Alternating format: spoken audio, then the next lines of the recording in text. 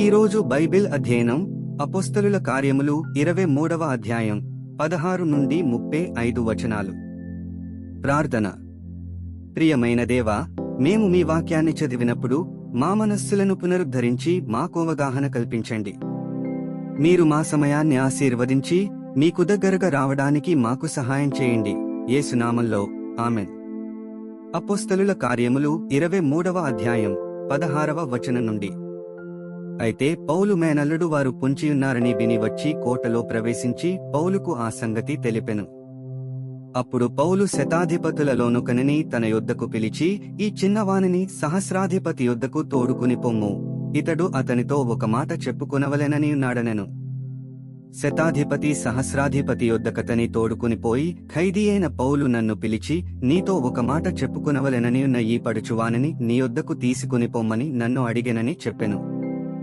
సహస్రాధిపతి అతని చేయి పట్టుకుని అవతలకు తీసుకునిపోయి, నీవు నాతో చెప్పుకొనవలెనని యున్నదేమని ఒంటరిగా అడిగెను.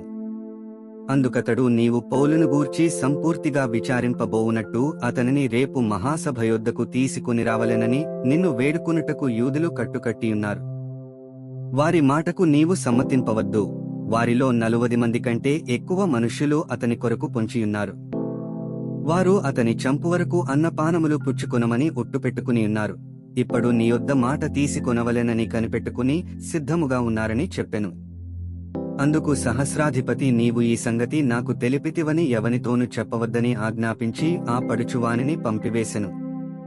తరువాత అతడు శతాధిపతులలో 2 తన యొద్దకు పిలిచి, కేసరయ వరకు వెళ్ళుటకు 200 మంది సైనికులను, 70 మంది గుర్రపురౌతులను, 200 మంది ఈటలవారిని రాత్రి 9 గంటలకు సిద్ధపరచి పౌలును ఎక్కించి అధిపతి అయిన ఫేలిక్స్ నొద్దకు భద్రముగా తీసుకుని పోవుటకు గుర్రములను సిద్ధపరచుడని చెప్పెను. మరియు ఈ ప్రకారముగా ఒక పత్రిక వ్రాసెను.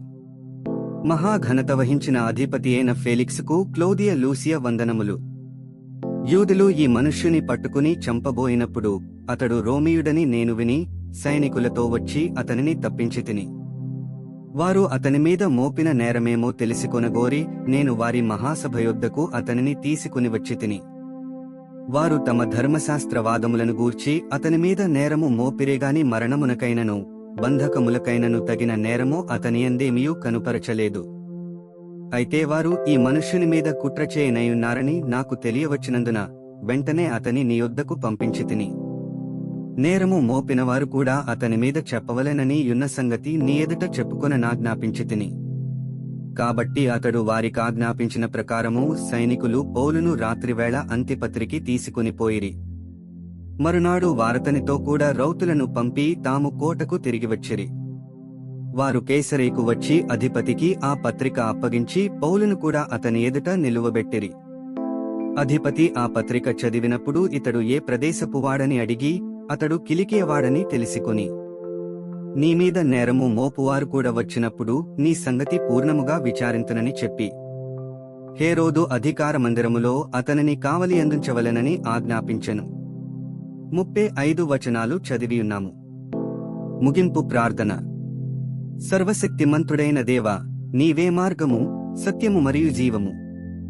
చదివిన వాక్యాన్ని మీ కృప ద్వారా మా హృదయాలలో ఉంచుకుని మా జీవితంలో అన్వయించుకోవడానికి మాకు సహాయం చేయండి. ఆమెన్.